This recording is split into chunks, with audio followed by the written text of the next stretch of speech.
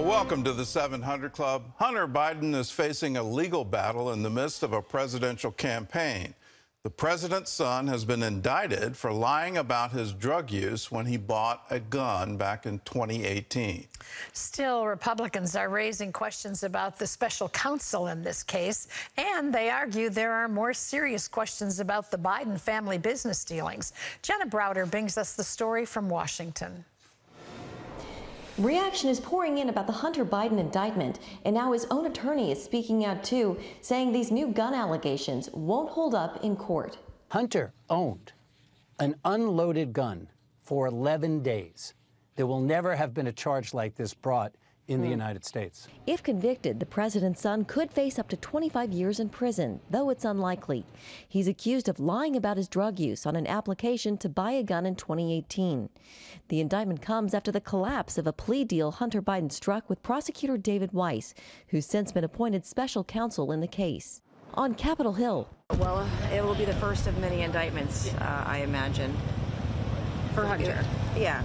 The weakest one. That shows that the Department of Justice is doing its job and is taking it seriously, and they determined that these are the charges that they can prove. Let's be very clear.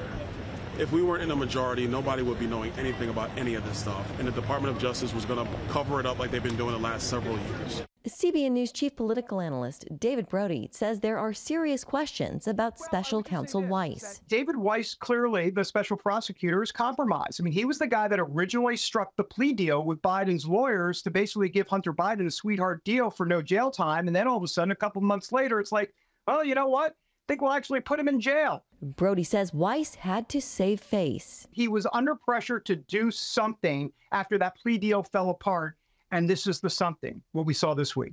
And critics point out that Weiss's indictment is the only Hunter Biden case where Joe Biden wasn't involved. Polling shows the public has questions about the fairness of the investigation, too. About half of Americans say they have little or no confidence the Justice Department is handling its investigation into Hunter Biden in a fair and nonpartisan way, according to a poll by the Associated Press and the National Opinion Research Center. 61% believe Joe Biden was involved in Hunter Biden's business dealings when he was vice president. And that could be the bigger case here. Critics warn this indictment could be the shiny object to distract from more serious allegations involving Biden family business dealings. That's what House Republicans are investigating in their impeachment inquiry. As we look to the 2024 race for the White House, Brody says it's all weighing on the Biden campaign. Well, the drum is starting to beat louder and louder for Joe Biden to exit the race. We know privately Democrats, top Democrats, really don't want him to run. They won't say it publicly, but they'll say it privately. The New York Times has reported on this. As of now, President Biden and the White House have not commented on the Hunter Biden indictment. Jenna Browder, CBN News. Well, underlying all of this, we need to keep in mind that laptop, which somehow did not become an issue in the campaign in 2020. There seemed to be a coordinated effort between the Biden campaign and news agencies to suppress any information about it. Along with it, you couldn't make any posts about it in social media. Those were all shut down. And the curious, I just find it unbelievable that FBI attorneys were actively advising social media companies on what to do and how to deal with those reports. I find that truly incredible in a democracy with freedom of the press and freedom of speech, that there could ever be this kind of coordinated effort to manipulate the news. But that clearly happened, and we clearly have evidence that it happened. And now, is there more on that laptop regarding Chinese deals from the famous trip of Hunter and Joe Biden, along with John Kerry and John Kerry's son from his marriage, all of that into China, and then millions of dollars being invested in Hunter Biden enterprises? That is an untold story. And I assume is going to be part of the investigation by the Congress. Get ready. Hunter Biden is now running for president.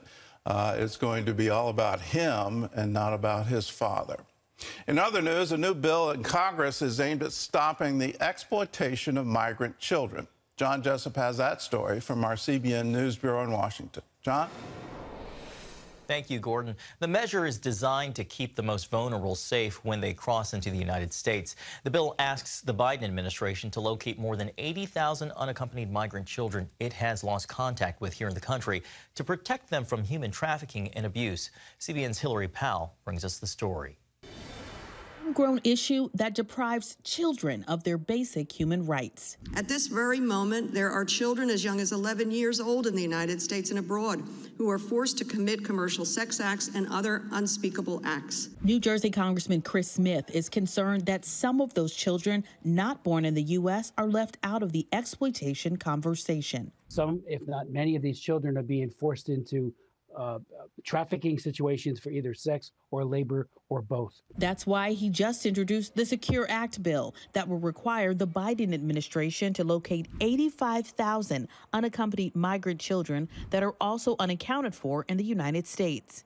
Given the serious nature of the situation, Representative Smith wants FBI involvement. Under the proposed Secure Act of 2023, the FBI and Homeland Security Secretary would work together to report to Congress on every unaccompanied minor cared for by the Office of Refugee Resettlement since January 2021. That's at least 345,000 young people.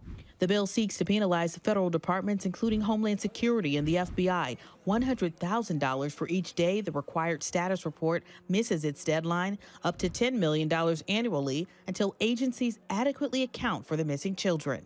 Smith is leading congressional hearings this week where Tim Ballard, a hero depicted in the movie Sound of Freedom, testifies.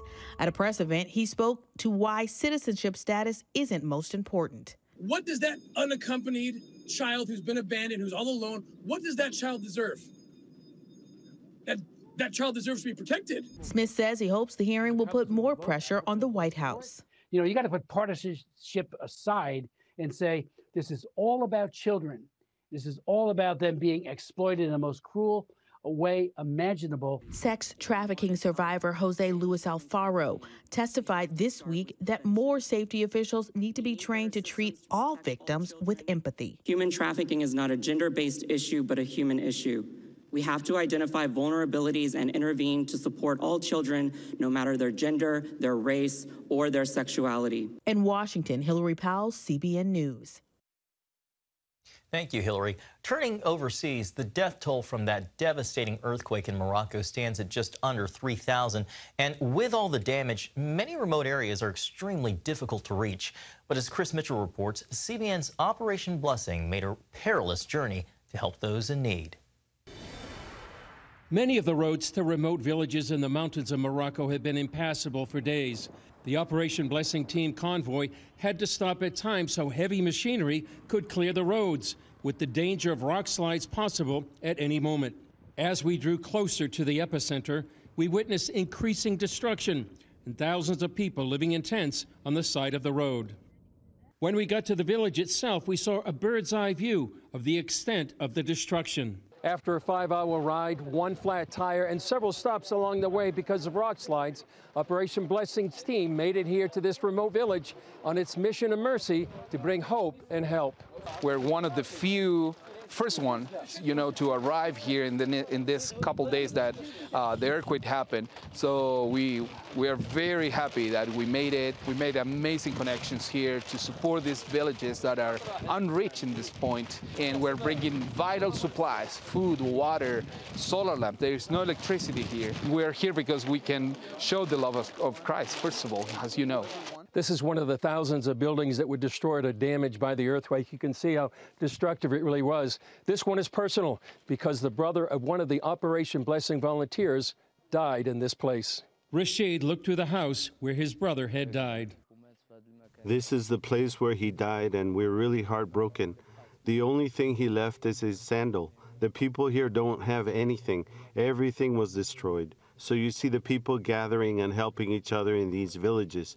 Not only my brother died, but many others died too. In all, 47 people in the village died, including a pregnant woman. This is what God puts in our heart, just to go and help these people. And I'm really proud we meet with you guys and be working together. It's just a blessing for us to have you here with us. I want to thank Rachid for opening his village, his house, so we can come and help you guys. We are with him and your families in this very difficult time of sadness. I love to be a part of Operation Blessing. This is what God put in my heart to help these people. This help is made possible by those supporting Operation Blessing. So we say really thank you and God bless you guys, and we're just really happy to have you with us because we need you now. Chris Mitchell, CBN News, at the village of Tegentef, Morocco.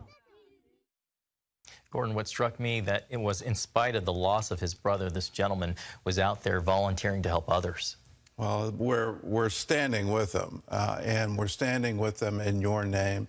How difficult it is to get to the epicenter, but it wasn't anything that we weren't willing to do. We're compelled by love to help people in need. If you want to be a part of it, all you have to do is call us, 1-800-700-7000. Say, I want to help Operation Blessing. I want to be part of the Disaster Relief Fund. You can write to us at CBN Center, Virginia Beach, Virginia, 23463. Just put Disaster Relief Fund on the memo line of a check. You can text OBDR to 71777, or you can call us, 1-800-700-7000. Do it now. Be part of helping these wonderful people in their time of desperate need.